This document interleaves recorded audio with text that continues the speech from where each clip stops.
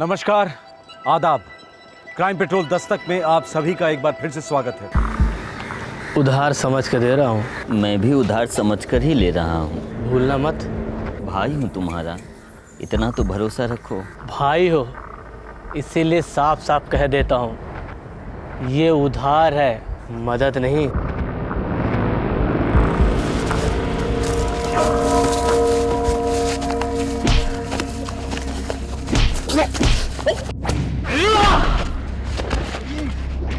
साला 10 रुपया भी छोड़ नहीं सकता, इतना जताएगा, समझता क्या है मुझको?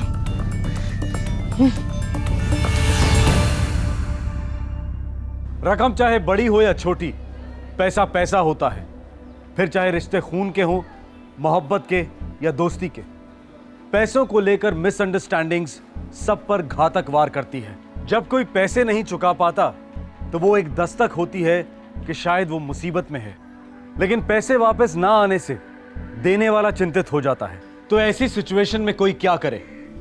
किसी भी सूरत में अपने पैसे वापस ले ले या फिर उन्हें भुला दे हमेशा के लिए। आसान चॉइसेस नहीं है, लेकिन दोनों में से किसी एक को चुनना ही पड़ता है। और ये चॉइस जिंदगी और मौत के बीच की चॉइस भी साबित हो सकती है। जुलाई 2011, भिवंडी, थाने डिस्ट्रिक्ट, महाराष्ट्र।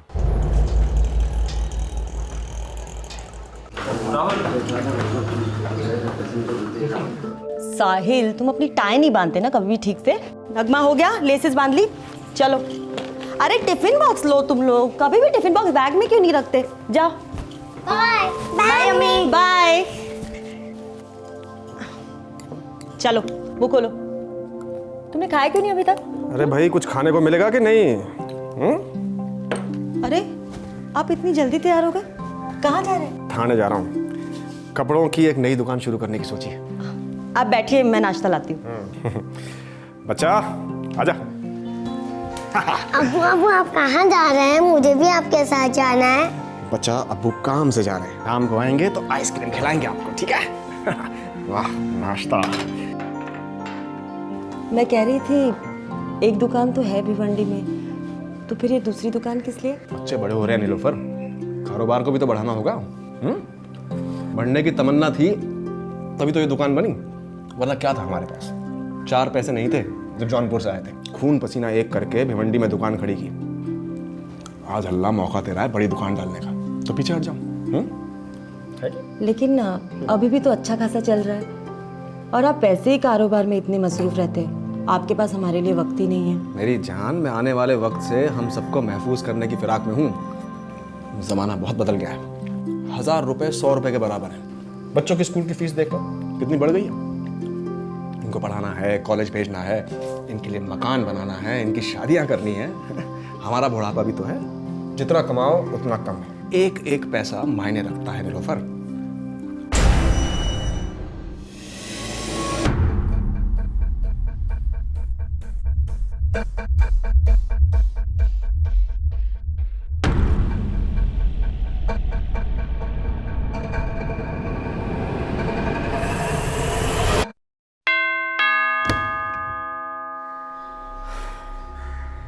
फिर आ गए सुबह सुबह, अपनी मनुष्य शक्ल दिखाने।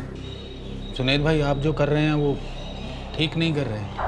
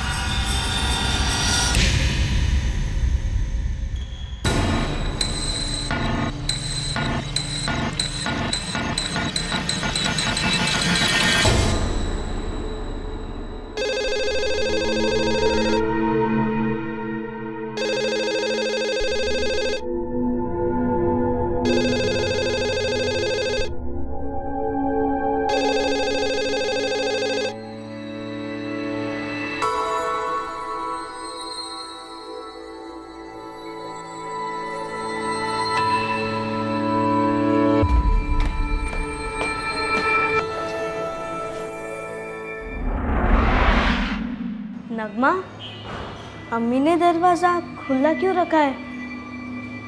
चलो। अम्मी, अम्मी अम्मी दो स्कूल के बच्चे रोज की तरह अपने घर लौटते हैं और अपने माता पिता और छोटी बहन की खून में लिपटी लाशें देखते हैं। इस शौक, इस दहशत का अंदाजा लगाना भी मुश्किल है। जुनैद, उसकी पत्नी नीलोफर और उनकी 5 साल की छोटी बच्ची के इस ट्रिपल मर्डर ने हाल ही में मुंबई शहर को हिलाकर रख दिया। कातिल की पेंट हो सकती है। इसकी सारी जेबें चेक करो।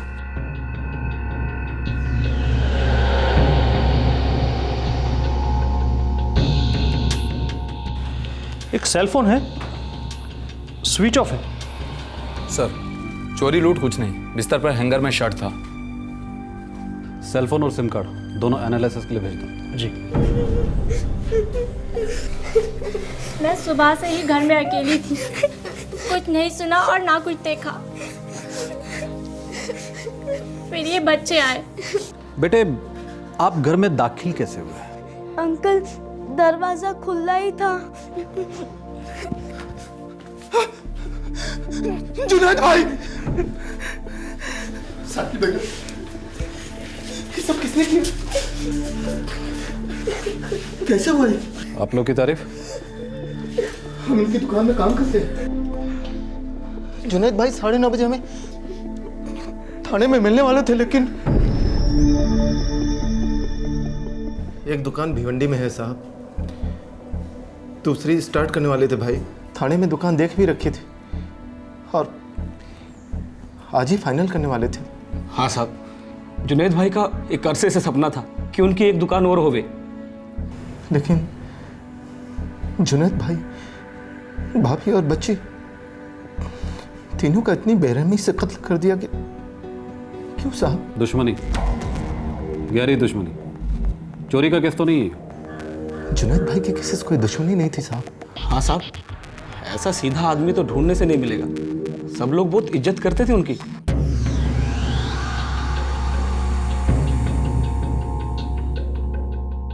तीनों के गले काटे गए। किसी पेशेवर ने किया? मुझे डाउट है, पेशेवर के वार एकदम क्लियर होते हैं, एक सिंगल कट होता है, लेकिन यहाँ तो ऐसा कुछ भी नहीं है। ये देखिए। क्या जुनैद या फिर नीलोफर ने कोई फाइट बैक किया हो? No inspector. कातिल कोई जान पहचान वाला ही लगता है। कोई चोरी नहीं हुई, किसी ने चीखें नहीं सुनी। एक आदमी होता तो शायद दूसरे की चीख सुनाई देती। अटैकर्स कम से कम 2 लोग होंगे। सर, सिम से हुए सारे फ़ोन कॉल्स की रिकॉर्ड है। जुनैद सैयद सिर्फ कपड़ों का व्यापारी नहीं था। और क्या करता था? वो पैसे ब्याज पे देता था।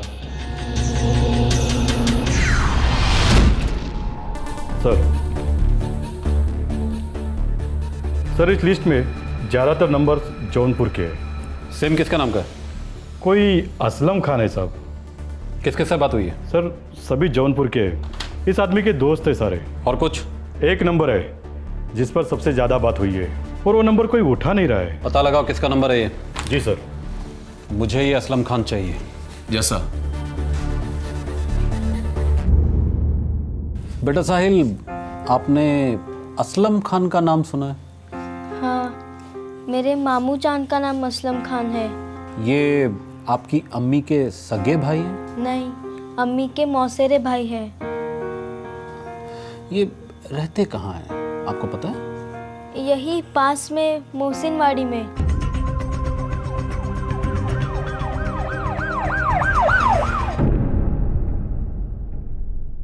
कल दोपहर को ही निकल गया था असलम साहब। अकेला?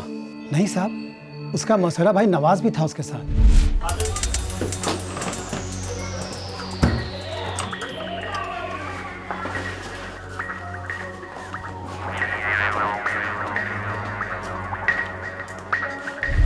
कुछ बोला नहीं साहब, कहाँ जा रहे हो, क्यों जा रहे हैं? आपको पता असलम की बहन, जीजा और छोटी बच्चे का मर्डर हो गया?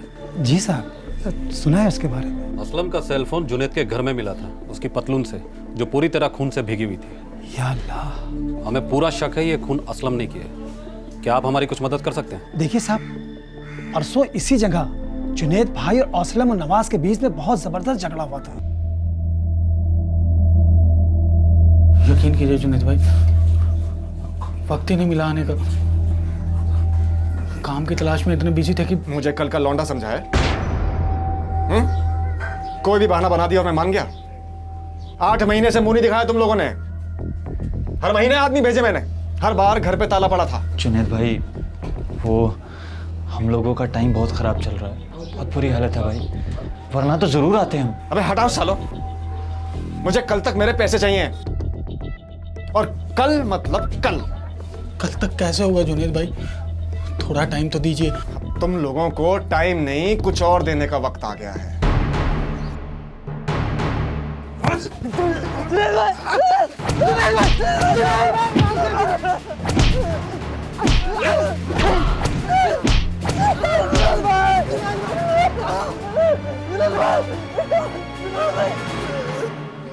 कल शाम की नमाज से पहले मुझे मेरे पैसे मिल जाने चाहिए, सूद समेत। और अगर नहीं आए ना असलम, तो कसम से कहीं आने जाने लायक नहीं छोड़ूंगा। चलो चल।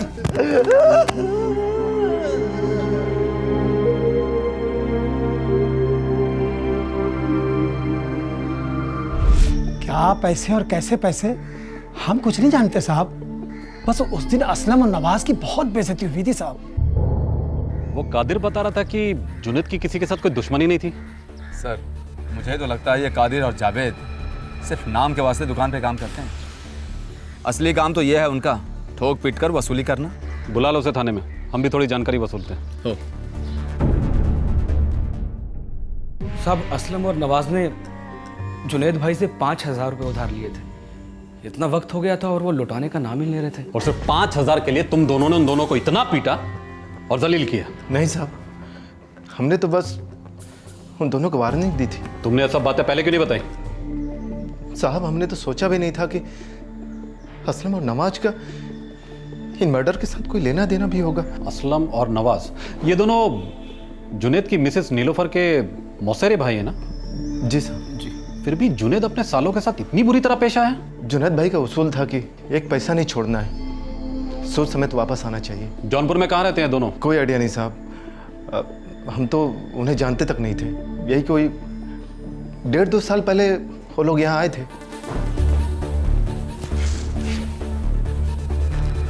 सर, वो वाला नंबर कोई उठा नहीं रहा है। सर, बच्चों से पूछें क्या? क्या? असलम और नवाज का जौनपुर वाला एड्रेस लड़का शायद जानता हो।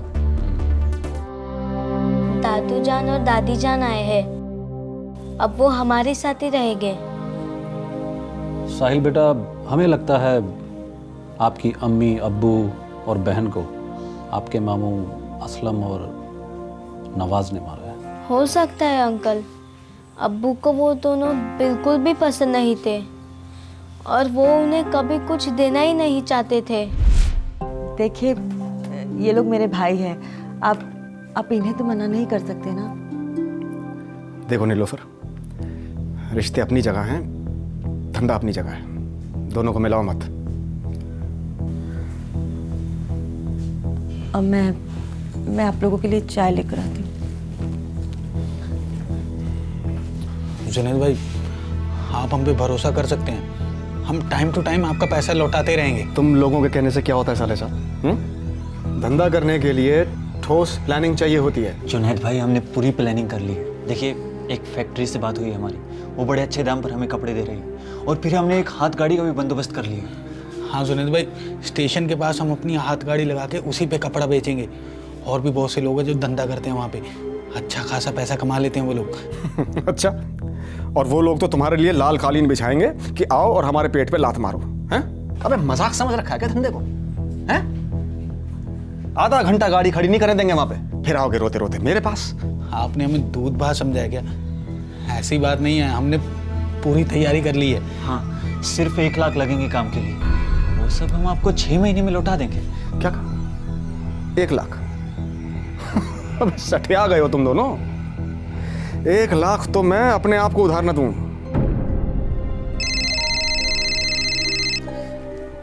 हाँ जावेद, हाँ बोल। अच्छा ठीक है। लीजिए भाईजान, चाय लीजिए। नीलोफर आपा, समझाओ ना जुनैद भाई को, हम उनकी पाई पाई लौटा देंगे। वादा करते हैं आपसे। नवाज भाईजान, मैं कोशिश कर सकती हूँ, लेकिन ये अपनी मर्जी की ही करते हैं।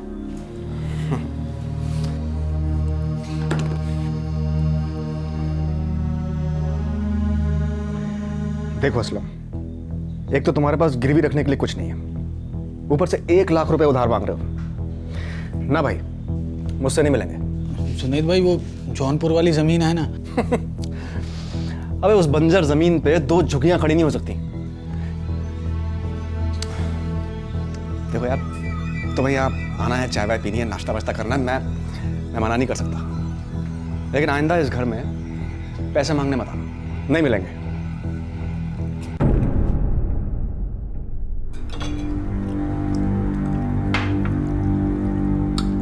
मौका तो बनता है उनका, वो लोग नए हैं, जोश है उनमें। लेकिन 2 पैसे का होश नहीं है। ऐसे बेअकल बेवकूफ़ों को मैं 1 पैसा उधार ना दूं नीलोफर। अरे मेरी अपनी परख है आदमी की, आज तक तो कभी गलती हुई नहीं। ये लोग पैसा लौटाने वाले में से हैं ही नहीं, और अब से ये बात यहीं खत्म, ठीक है? तो आपके अब्बू ने उन्हें कभी पैसे दिए ही नहीं? नहीं दिए अंकल। लेकिन बात हो रही थी कि आपके अब्बू ने 5,000 रुपए दिए थे। मुझे नहीं पता अंकल। अच्छा बेटा, ये दोनों जौनपुर में रहते कहाँ हैं? अंकल मुझे नहीं पता, क्योंकि अब्बू हमें कभी जौनपुर लेकर ही नहीं गए। बोले घर पर चोरी हुई नहीं है, और बच्चे बोल रहे हैं कि बाप ने कभी असलम नवाज की कोई मदद नहीं की है, लेकिन जुनैद के आदमी कह रहे हैं कि कोई 5,000 की उधारी थी। साला माजरा है क्या? हाँ कामले बोलो। तो गुमनाम नंबर का पता चल गया है, ये असलम और नवाज की बहन जीनत का है, वो जौनपुर में रहती है। बात हुई? हाँ सर, वो बोली कि 2 दिन पहले उसकी नवाज और असलम के साथ बात हुई थी। वो दोनों जौनपुर आने वाले थे, पर अभी तक जौनपुर नहीं पहुंचे। गुड जॉब कामले। असलम और नवाज जौनपुर पहुंच रहे हैं। यूपी पुलिस को अलर्ट कर दो और जौनपुर निकलने की तैयारी करो।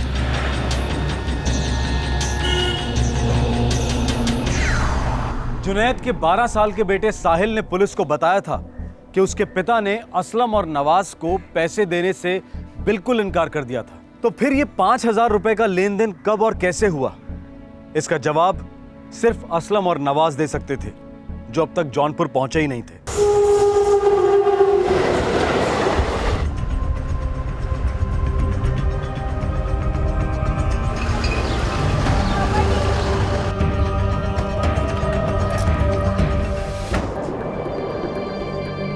ये जीनत का घर है सर। असलम और नवाज की बहन। हमारे आदमी पिछले 2 दिन से वॉच रखे हैं, लेकिन वो लोग यहाँ पर नहीं आए। कोई दूसरा घर भी तो हो सकता है इनका। इन दोनों के एक मामू हैं, लेकिन ये लोग कई सालों से उनके घर नहीं गए। वहाँ भी हमने निगरानी रखी है, वहाँ भी नहीं गए। माँ बाप का घर कोई पुश्तैनी घर? नहीं सर, और कोई नहीं।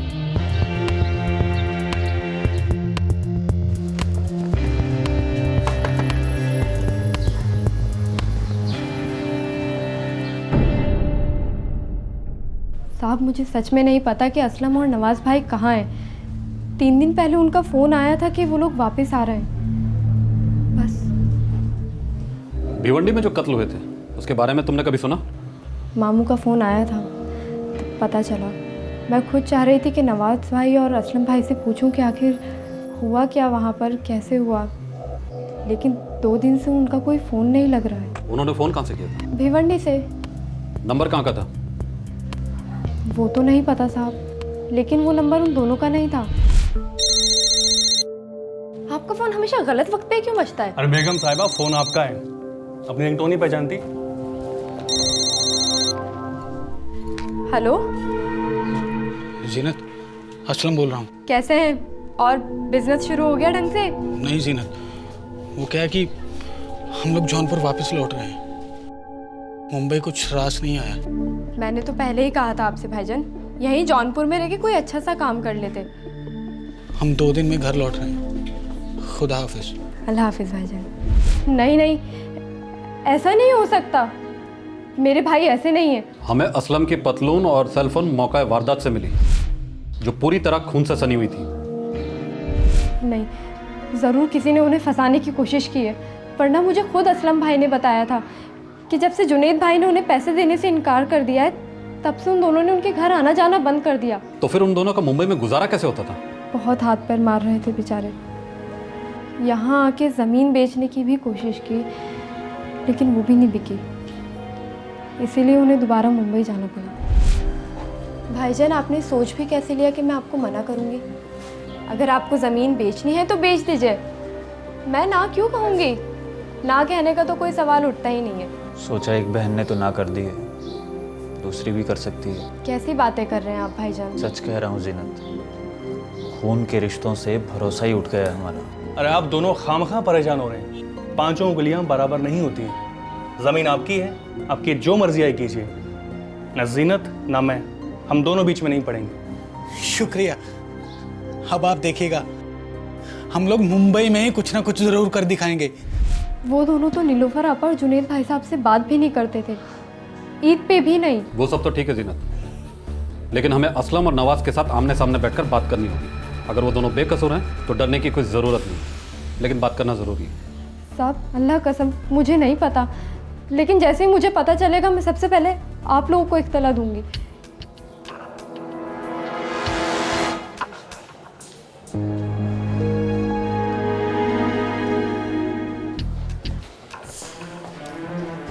झूठ बोल रही है। 24 घंटे नजर रखो, असलम और नवाज को मुंबई लेकर ही जाना है।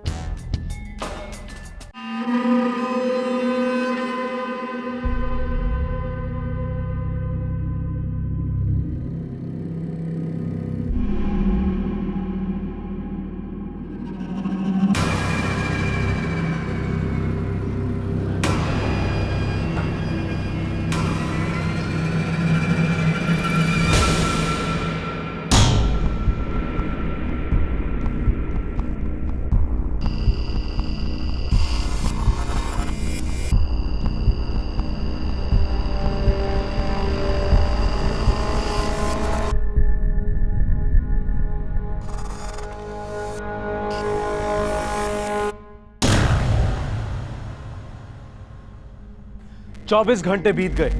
पुलिस की नजर एक सेकंड के लिए भी जीनत के घर से नहीं हटी, लेकिन असलम और नवाज का कोई पता नहीं था। अब एक सवाल उठा कि कहीं वो बीच रास्ते से ही वापस तो नहीं लौट गए, या फिर हो सकता है जौनपुर के लिए निकले ही ना हो।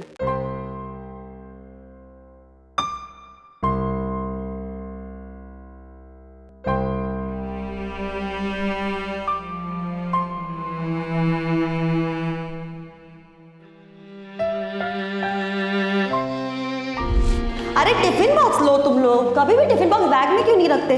जाओ। Bye bye mummy. बाय।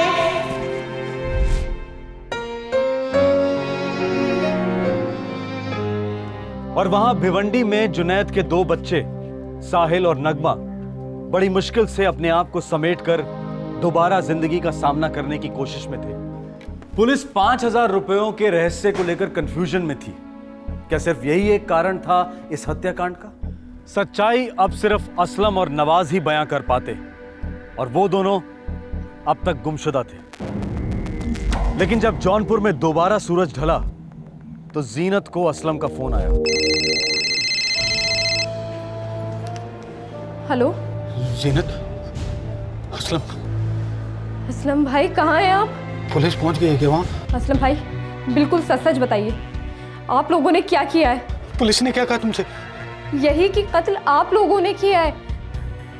अभी आप मुझे बताइए कि हुआ क्या है?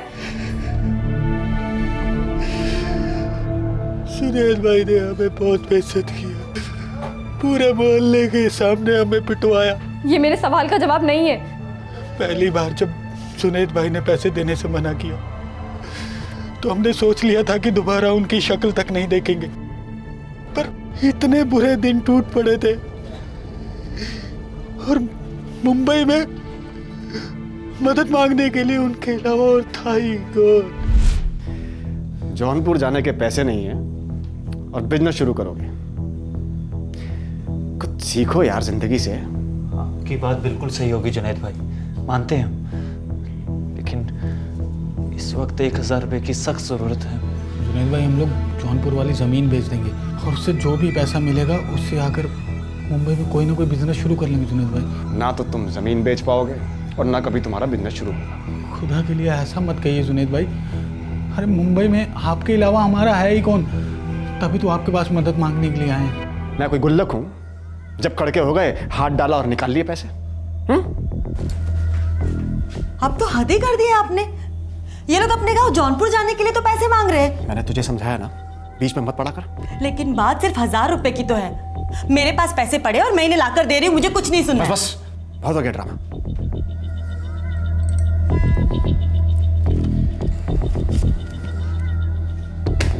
ये कर्ज है, खैरात नहीं है, भूल मत जाना। नहीं भूलेंगे भाई, वक्त पर लौटा देंगे हम।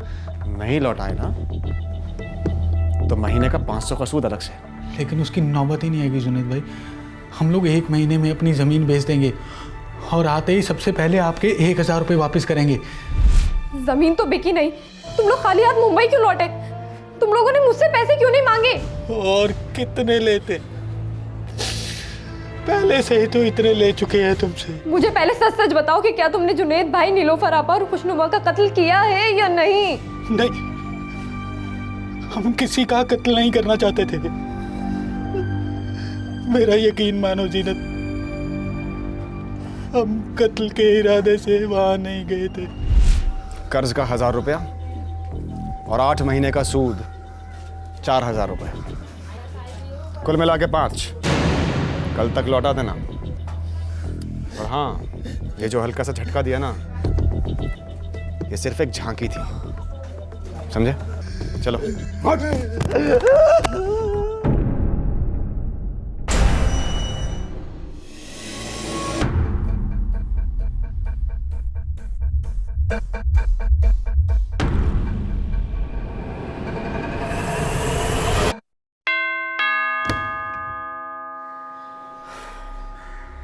फिर आ गए सुबह सुबह, अपनी मनुष्य शक्ल दिखाना है। जुनैद भाई, आप जो कर रहे हैं वो ठीक नहीं कर रहे हैं। मजाक कर रहे हो? बाकी के 4000 कहाँ हैं? जुनैद भाई, 1000 के कर्ज पे 4000 का सूद, ये ठीक नहीं है। ये तो नाइंसाफी है। अबे चुप करो सालो। जब भीख मांगने आए थे तब मेरी शर्त को कबूल किया था कि नहीं? जी जी। फिर 8 महीने तक अपनी मनुष्य शक्ल तक दिखाने नहीं आए। अब नाइंसाफी की बात कर रहे हैं। चुपचाप बाकी के 4000 निकालो, चलो। जुनैद, लेकिन आप... तुम चुपचाप अंदर जाओ, बच्ची को लेकर अंदर जाओ।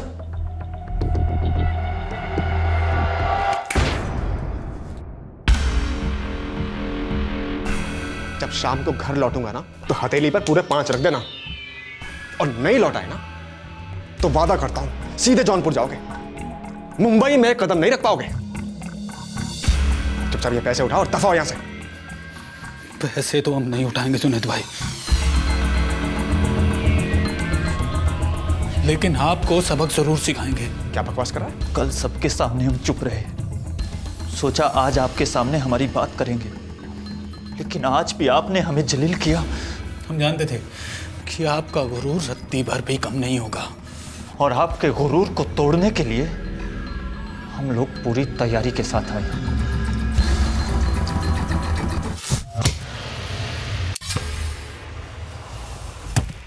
हे असलम, क्या कर रहा तू?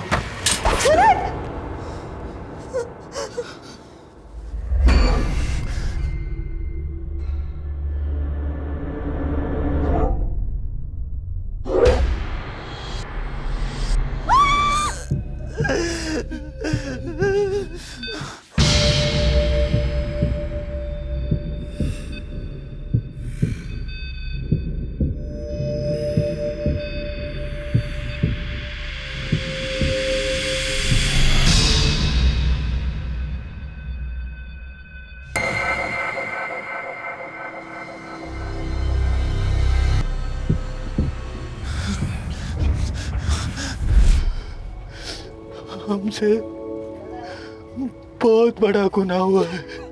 सिर्फ 1000 रुपयों के लिए तुमने उन दोनों का और उस मासूम बच्ची का कत्ल कर दिया। हम डर गए थे कि वो कहीं पुलिस को न बता दे। पुलिस तो अब भी जान गई है बेवकूफों। पुलिस वहां पहुंच चुकी है? हाँ, घर के बाहर खड़ी है, तुम लोगों का इंतजार कर रही है। तुम लोगों के फोन से उनको मेरा नंबर मिला है। जीनत, हमारी मदद करो। देखो, अगर तुम दोनों मेरे भाई हो ना तो अपने आप को ना पुलिस के हवाले कर दो। नहीं, हम जेल नहीं जाएंगे, हमें तो अपना बिजनेस शुरू करना है। ठीक है, तुम करो अपना काम शुरू। इन कत्ल की जिम्मेदारी मैं अपने सर पे लेती हूँ। तुम लोगों के गुनाहों की सजा भी मैं अपने सर पे ले लूंगी। जीनत, जीनत,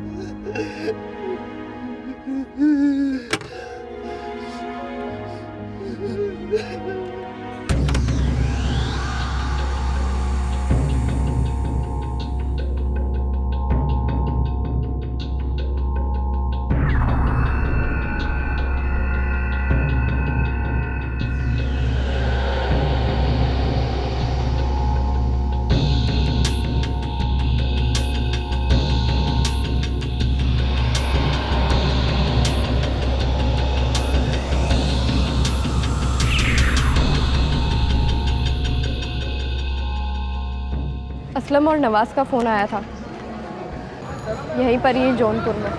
और क्या बोलो? हाईवे के पास एक ढाबा है, वहीं पर ही आप लोग का इंतज़ार करते हैं।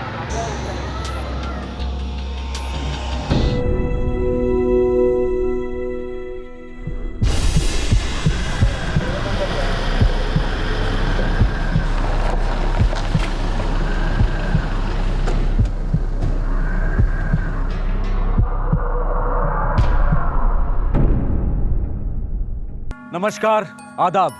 क्राइम पेट्रोल दस्तक में आप सभी दर्शकों का एक बार फिर से स्वागत है। 6 महीने पहले ही प्रमोशन हुए हैं मेरे बेटे की, अब दोबारा प्रमोशन हो रहे हैं। देखो, वैसे इसे जॉब करने की कोई ज़रूरत नहीं है, सब कुछ है। मेरी बेटी आपके घर के रौनक को और भी बढ़ा देगी, आपके बेटे को हमेशा खुश रखेगी। सर एक बात है, मैं आपको पहले ही क्लियर कर देना चाहता हूँ कि हम ना दहेज वहेज के सख्त खिलाफ हैं जी। यही बात कहना चाहता है मेरा बेटा आपको। ये तो आप लोगों का बड़प्पन है जी, कि मेरे बेटी की अच्छी तकदीर है जो आपके घर जा रही है।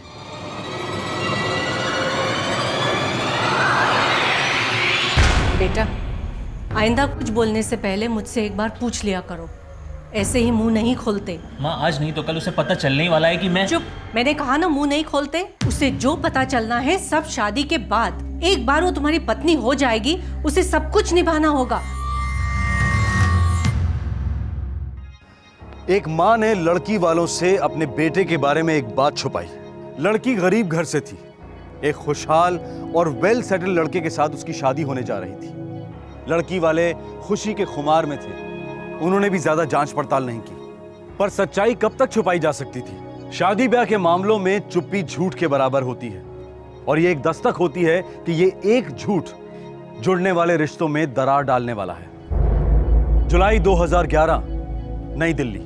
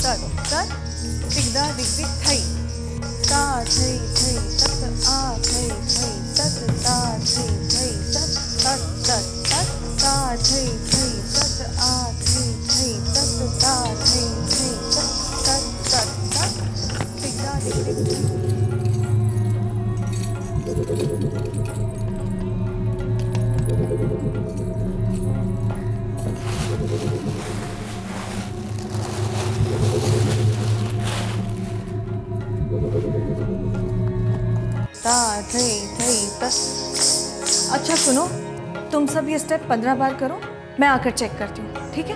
कंटिन्यू।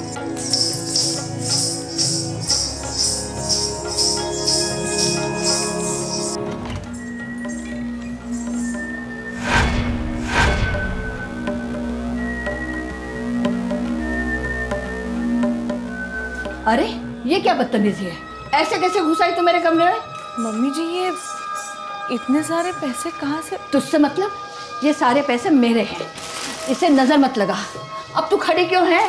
जाती क्यों नहीं है? दफा हो जा यहाँ से।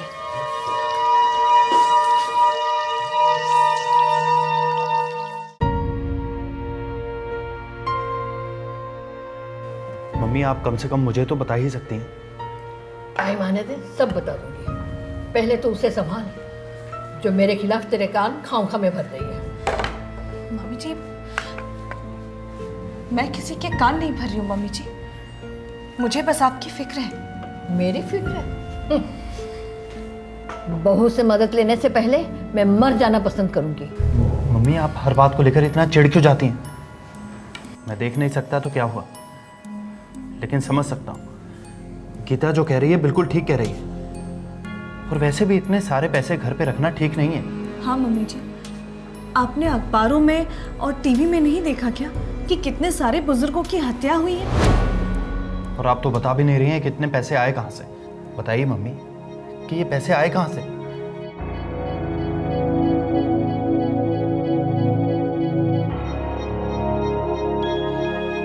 कुणाल भैया, आप तो मम्मी जी का स्वभाव जानते हैं ना।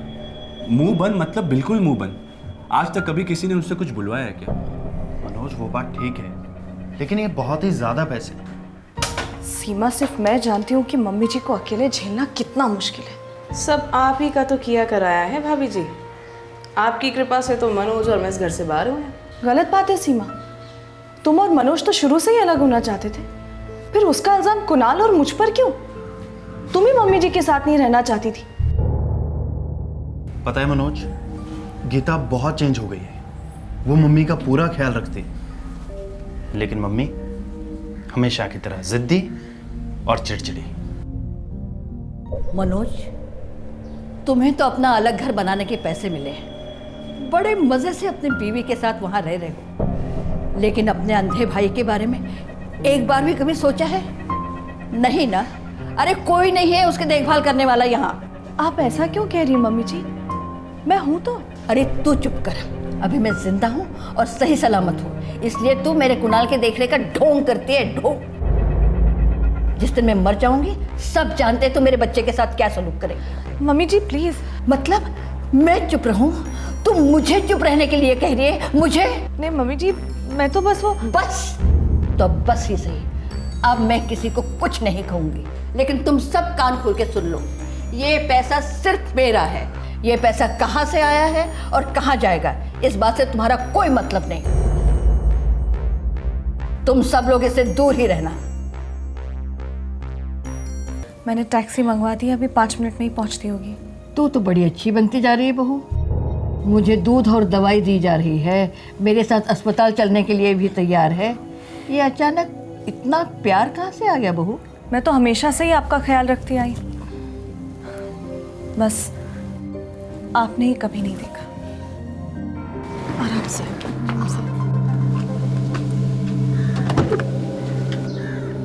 अरे दुर्गा बेटा, भाग के मेरे कमरे में जा, वहाँ मेरे चाबियों का गुच्छा रह गया, मेरे बिस्तर पे है। ठीक है अम्मी, अभी लेके आती। मम्मी जी मेरा मोबाइल भी ऊपर कमरे में रह गया, मैं अभी लेकर आती हूँ। ठीक है।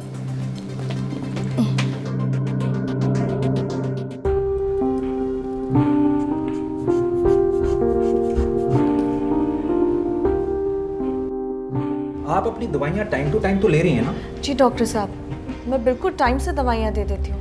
अगर ये नहीं देगी तो मैं दवाई लेना बंद थोड़े ही कर दूंगी।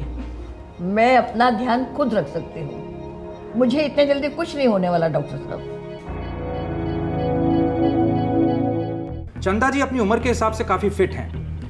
ये एक विटामिन और एक कैल्शियम की गोली दिन में 2 बार खाने के बाद दे दीजिए। जी डॉक्टर साहब, मुझे आपको अपनी एक प्रॉब्लम बतानी है। हाँ बोलो गीता। मुझे रात को ठीक से नींद नहीं आती। कब से? लगभग 6 महीने हो गए। पर्सनल लाइफ में कोई प्रॉब्लम, टेंशन? नहीं डॉक्टर, बस ऐसी नींद नहीं आती। होता है ऐसा कभी कभी।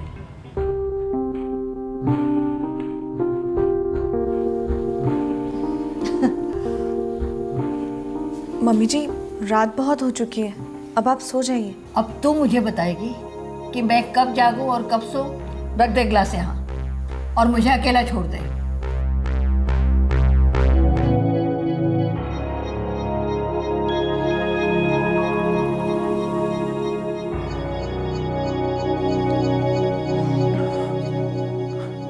आ गए तुम? वो मम्मी दवाइयाँ तो टाइम पर ले रही हैं ना? हाँ ले रही हूँ। अच्छा सुनो,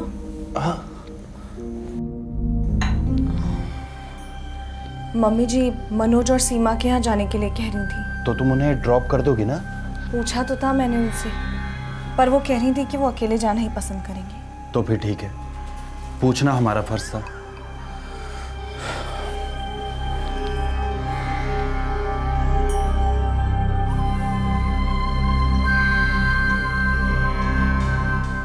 अगले दिन चंदा नारंग घर से निकली। उनकी बहू गीता के मुताबिक चंदा नारंग ये कहकर गई थी कि वो अपने छोटे बेटे मनोज के घर जा रही है, लेकिन रात तक चंदा नारंग घर नहीं लौटी।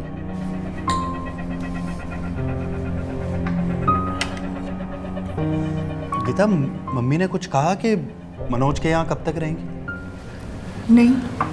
अजीब बात है ना, आज तक कभी मनोज के यहाँ रात भर नहीं रही। किसे पता उनके दिल में क्या चल रहा है, कभी किसी को कुछ पता ही नहीं चलता। कुणाल, तुम भी हद करते हो। जो चाहिए मांग लिया करो। जब तुम्हें कुछ दिखाई नहीं देता तो ये होशियारी दिखाने का क्या मतलब? पूरी दाल खराब करती। आ थई थई तत ता थई थई तत तत थई तिगदा दिग दिग थई तिगदा दिग दिग थई तिगदा दिग दिग थई तिगदा दिग दिग थई ता थई थई तत आ थई थई तत ता थई थई तत तत थई। गीता! अब क्या है? गीता, वो मम्मी मनोज और सीमा के यहाँ नहीं है। नहीं है मतलब? गीता भाभी ये क्या कह रही हैं? मम्मी तो यहाँ पे आई नहीं। पर परसों मम्मी जी तुम्हारे यहाँ के लिए ही निकली थी मनोज। तो कहाँ गई होगी मम्मी? मैं कैसे बता सकती हूँ मनोज की मम्मी जी कहाँ चली गई हैं? गीता भाभी एटलीस्ट आपको मुझे फोन करके इन्फॉर्म तो करना चाहिए था कि मम्मी यहाँ पे आने वाली है। 3 दिन तक 65 साल की चंदा नारंग अपने घर नहीं लौटी और अब जाकर पता चला कि चंदा अपने छोटे बेटे मनोज के घर पहुंची ही नहीं। फिर कहां थी चंदा नारंग और पिछले 3 दिनों में क्या हुआ था उनके साथ? मम्मी जी ने मुझसे कहा था कि वो मनोज और सीमा के यहाँ जा रही हैं। दुर्गा हमारी नौकरानी ऑटो रिक्शा लेने के लिए गई थी, मैंने खुद भेजा था उसे।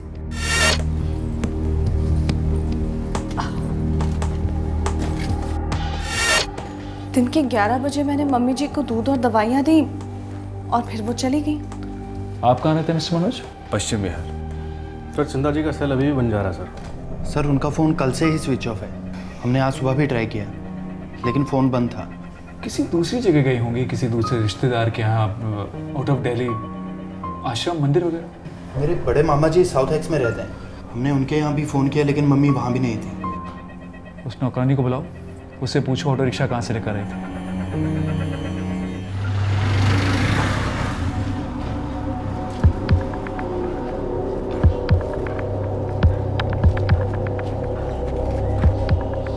नहीं साहब, वो ड्राइवर इनमें से नहीं है। तुमने पक्का ऑटो यहीं से लिया था दुर्गा? हाँ साहब, यहीं से लिया था, सबसे आगे वाला ऑटो था।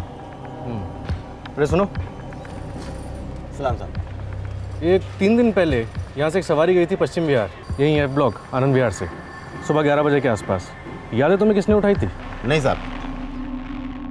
चंदा जी बिना बताए कहाँ और क्यों चले गए होंगे? उन्होंने झूठ क्यों बोला होगा कि वो अपने छोटे बेटे के यहाँ जा रही हैं? सर कुछ बैकग्राउंड चेकिंग करी है मैंने। इनका छोटा बेटा मनोज वो कुछ 4 साल पहले अपनी बीवी सीमा के साथ अलग हो गया था और ये जो इनका आनंद विहार वाला घर है ये मिस्टर नारंग के नाम था, तो 7 साल पहले गुजर चुके हैं और ये घर चंदा जी के नाम छोड़कर गए हैं। तो तुम्हें लगता है कि ये घरेलू मैटर है इस घर को लेकर? मुझे नहीं पता सर, इतना ज़रूर जानती हूँ कि मम्मी जी कहीं से बहुत सारा पैसा लेकर आई थी जो कि उन्होंने अपने लॉकर में रख दिया।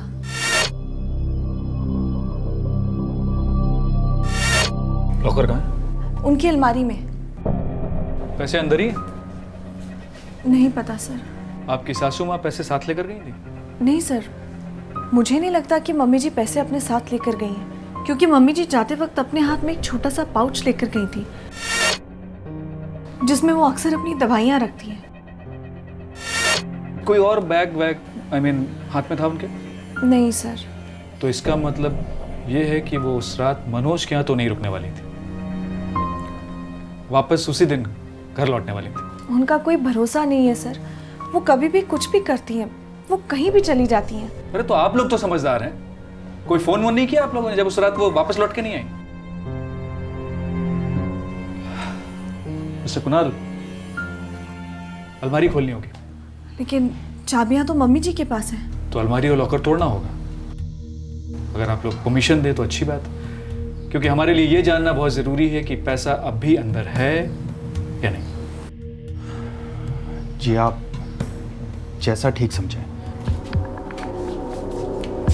वैसे तो क्यों कहते हो सर?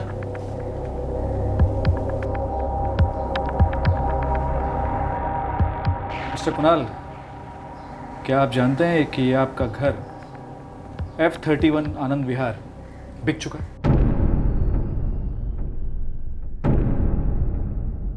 ये पैसे एडवांस पेमेंट है और बाकी की पेमेंट 6 सितंबर को होने वाली है।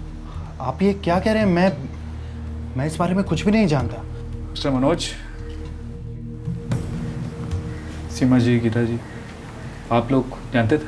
इंस्पेक्टर साहब, हमने कितनी बार मम्मी जी से पूछा कि इतना सारा पैसा वो कहाँ से लाई, पर उन्होंने हमें कुछ नहीं बताया।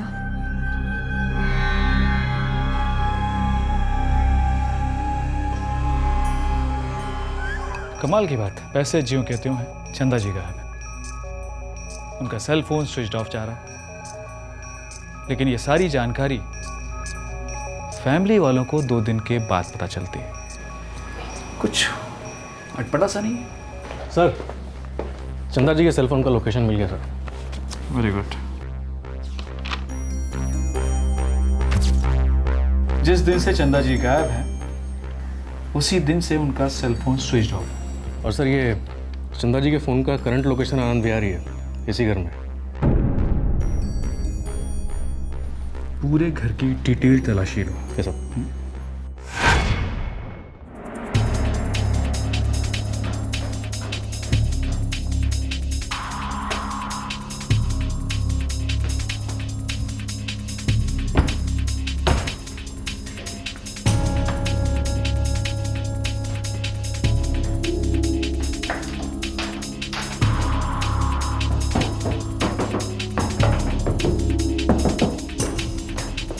ये आप कैसी बातें कर रहे हैं इंस्पेक्टर साहब?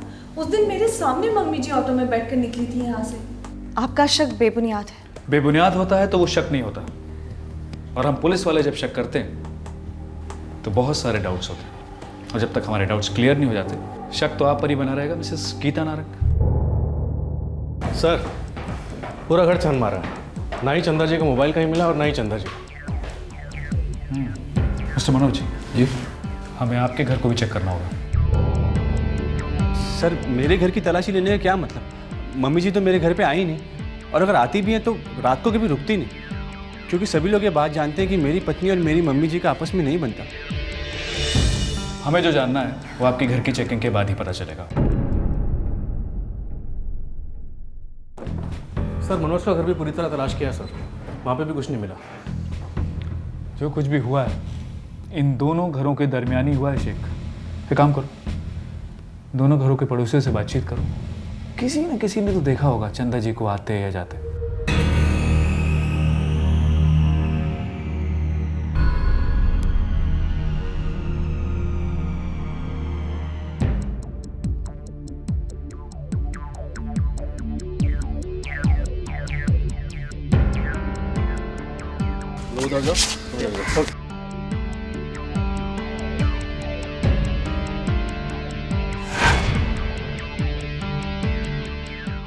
साहब, मुझे यहाँ कम से कम 6 साल हो गए हैं। F31 नारंग परिवार ग्राहक है तुम्हारे? हाँ साहब, उनके कपड़े आते हैं यहाँ। चंदा जी को जानते हो क्या? उन्हें तो सब पहचानते हैं साहब, बहुत कड़क औरत है। 4 दिन पहले 16 जुलाई को देखा था उन्हें, कहीं जा रही थी? बिल्कुल देखा था साहब। ऑटो में निकल रही थी, कुछ ऑटो का नंबर वगैरह याद है? ऑटो का नंबर याद होने का तो सवाल ही नहीं उठता साहब। क्या मतलब? क्योंकि वो ऑटो में निकली ही नहीं थी, वो तो प्राइवेट टैक्सी से गई थी।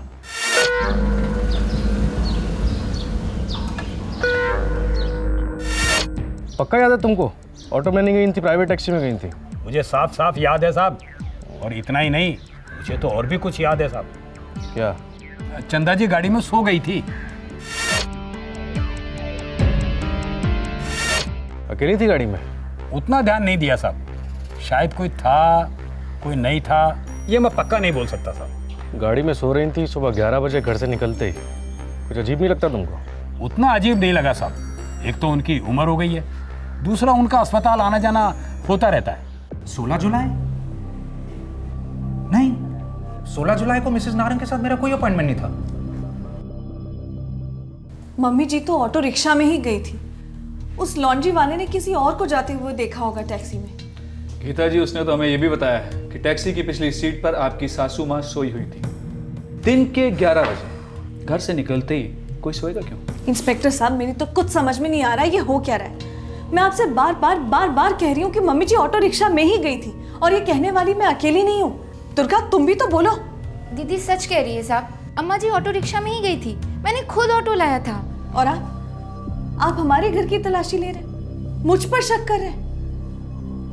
सर, आनंद पुलिस चौकी से मिला था सर। पिछले साल एक नॉन कॉग्निजेबल ऑफेंस दर्ज करवाया गया है मिसेस गीता नारंग के खिलाफ।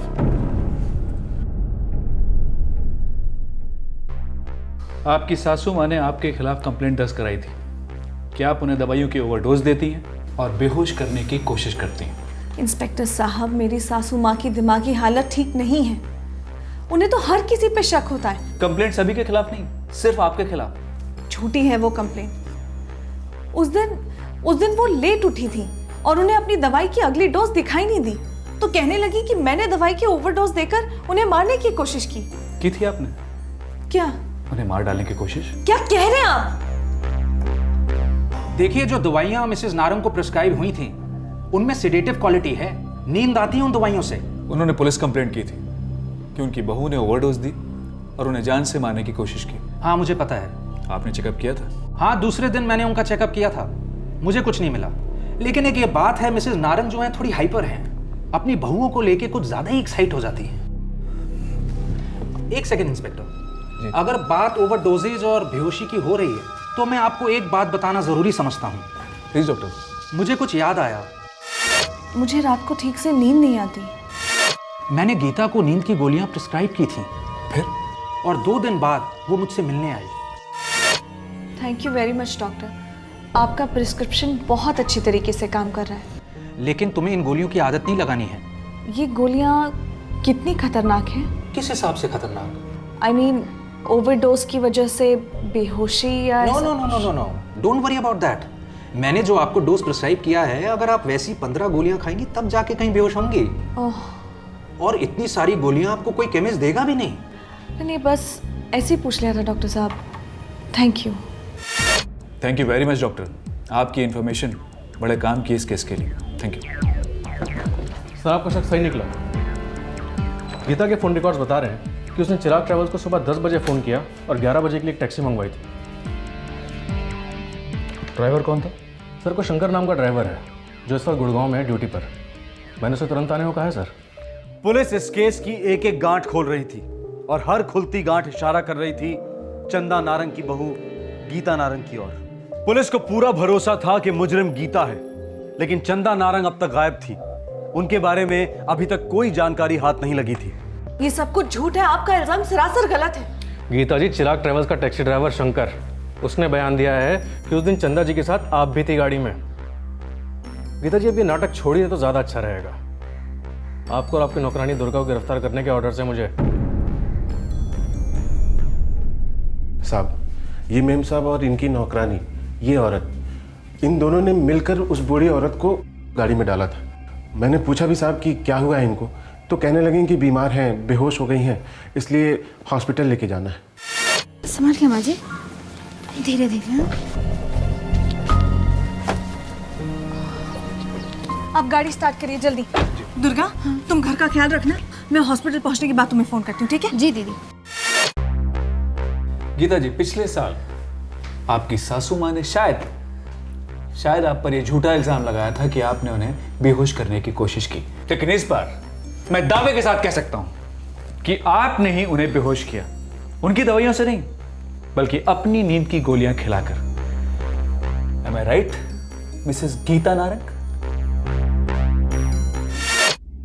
दुर्गा, उसी मेडिकल स्टोर में मत जाना, दूसरे मेडिकल स्टोर से जाके दवाइयाँ लेकर आना, ठीक है? ठीक है दीदी। जा। मैंने कुछ नहीं किया साहब, मैंने तो वही किया जो दीदी ने मुझे बोला। उन्होंने मुझे अलग अलग दवाइयों की दुकानों पे भेजा और ढेर सारी गोलियां मंगवाई। गीता जी, डॉक्टर ने आपको सिर्फ 2 गोलियां प्रिस्क्राइब की थी। आपने उन्हीं से पता लगा लिया कि 15 गोलियां खाने से बेहोशी और उससे ज़्यादा खाने से मौत तक हो सकती है। आपने 25 गोलियां मंगवाई और धोखे से सारी की सारी अपनी सासू माँ को खिला दी, राइट? प्लान किया था आपने कि मिसेस चंदा नारंग किसी भी सूरत में जिंदा नहीं बचनी चाहिए।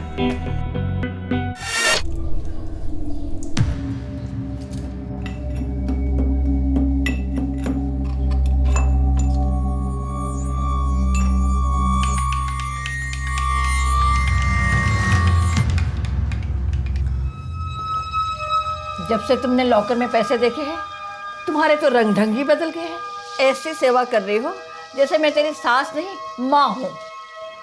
ये सब आपका वहम है मम्मी जी, अब जल्दी से दूध पी लीजिए। इसमें जहर तो नहीं मिला दिया ना? मम्मी जी, आप बार बार एक ही एक बात क्यों करती हैं?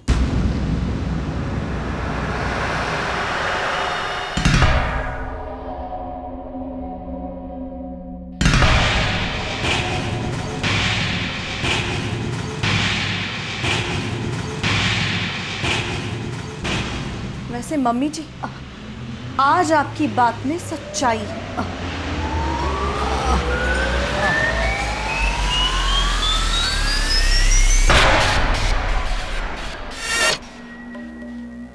तुम जानती थी लॉकर में कितने पैसे? हाँ, जानती थी। तुम जानती थी कि घर में एक चूहा? हाँ।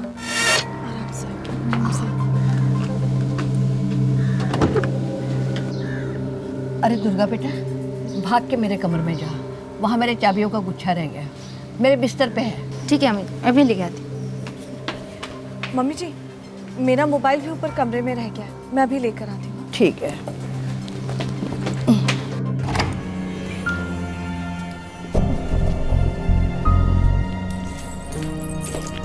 दुर्गा, ये चाबी मुझे दे और तू बाहर जाके वेट कर।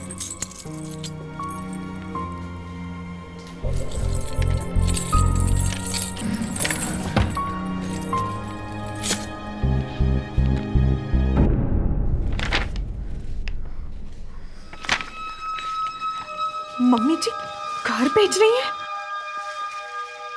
जैसा मैं कहती हूँ वैसा करेगी तो तेरी जिंदगी बदल जाएगी। लाश को ठिकाने कहाँ लगाया?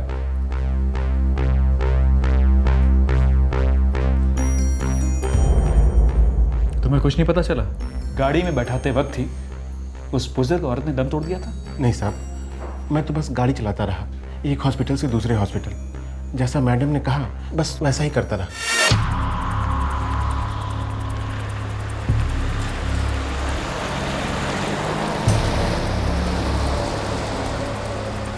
आप किस हॉस्पिटल चलना है मैम साहब? शादरा चलो, इभास हॉस्पिटल।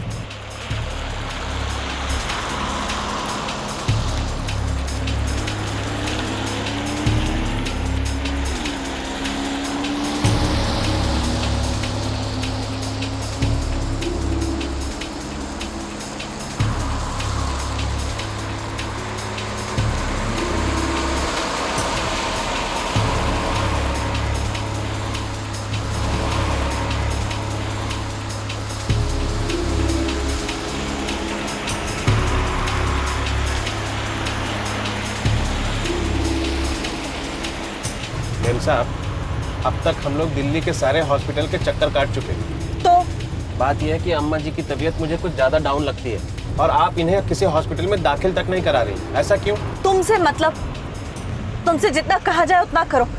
अब एम्स लेके चलो। फिर मैडम बोली गाड़ी को मुर्दा घर के पीछे ले चलो।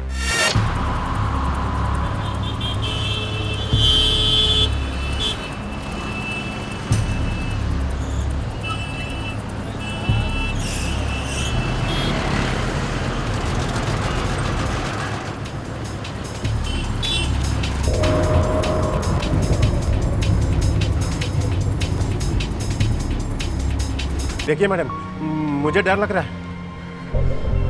नाम क्या है तुम्हारा? जी, शंकर।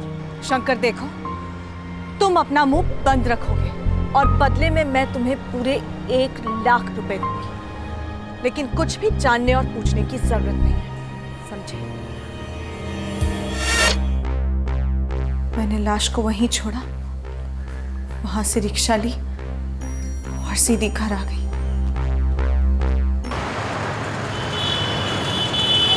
16 जुलाई को एक लाश मुर्दाघर के बाहर छोड़ी गई थी, लावारिस लाश। साहब ये तो रिकॉर्ड्स चेक करने के बाद पता चलेगा। नहीं सर, 16 जुलाई को किसी भी लावारिस लाश के मिलने की एंट्री नहीं है इसमें। किसी न किसी ने तो देखी होगी। साहब सिक्योरिटी को पूछते हैं, वो मुर्दाघर के पीछे राउंड लगाते रहते हैं। 16 जुलाई शाम 4:30 बजे के आसपास कोई एक लाश मुर्दाघर के पीछे दरवाजे पर छोड़कर गया था। साहब बुढ़िया थी का? हाँ हाँ साहब, देखी थी मैंने।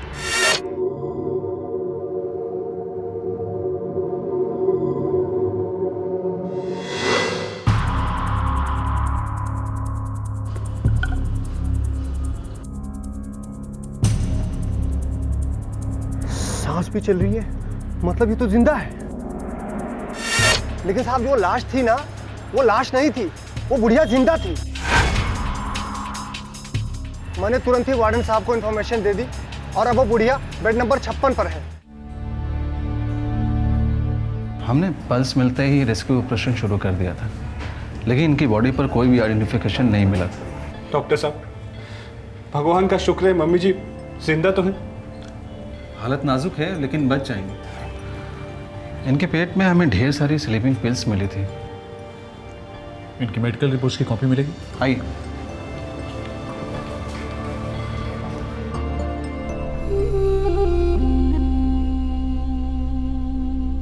गीता ने ऐसा क्यों किया होगा? मेरे पास सब उसी का तो था, और वैसे भी मेरे कितने दिन बचे हैं। ऐसा मत कहिए भैया, अब जल्द से जल्द ठीक हो जाएंगे। और रहा भाभी जी का सवाल, तो उन्हें ऐसा लगा होगा कि अगर मम्मी जी घर बेच देंगे तो फिर उन्हें कुछ भी नहीं मिलेगा।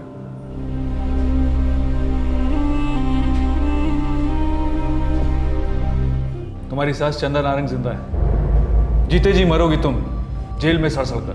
वो तो मुझसे पहले से ही नफरत करती थी। तो रिटर्न में तुम भी नफरत करती, अलग हो जाती, कुछ भी करती, लेकिन मारने का अधिकार किसी को नहीं। तो क्या करती मैं? वो घर बेचने वाली थी, बात करने से मानने वाली थी? कभी नहीं। अगर एक बार वो घर बिक जाता तो हमारी पूरी लाइफ खत्म हो जाती। मेरे हस्बैंड पूरी तरह ब्लाइंड हो गए, तो घर की जिम्मेदारी मैंने अपने कंधों पर ली।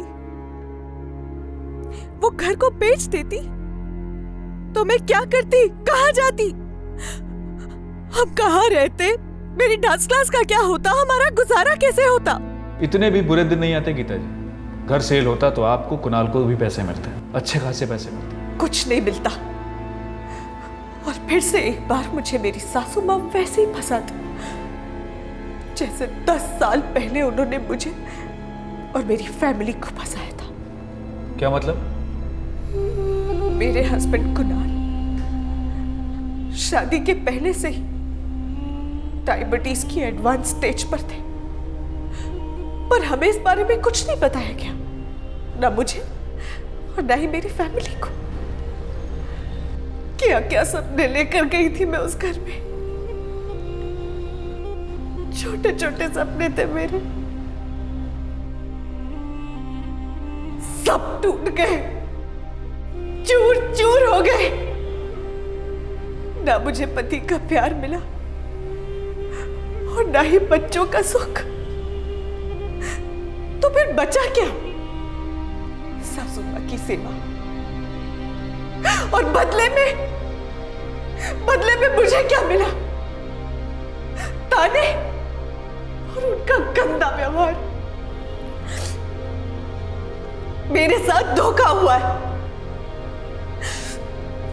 पहले गलती उनकी थी, बाद में मेरी।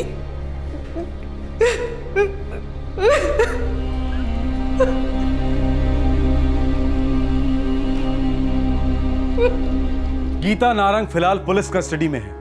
उस पर अटेम्प्टेड मर्डर का मुकदमा चलेगा। उसकी सास चंदा नारंग हॉस्पिटल में रिकवरी की तरफ बढ़ रही है।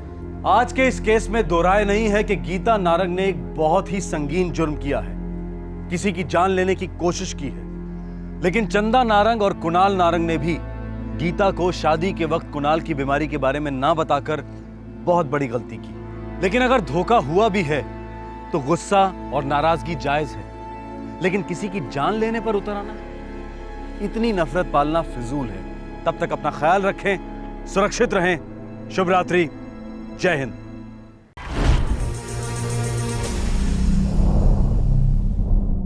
क्राइम पेट्रोल्स के और भी दिलचस्प कहानी देखने के लिए हमारे चैनल को सब्सक्राइब करें और बेल आइकॉन दबाना न भूलें।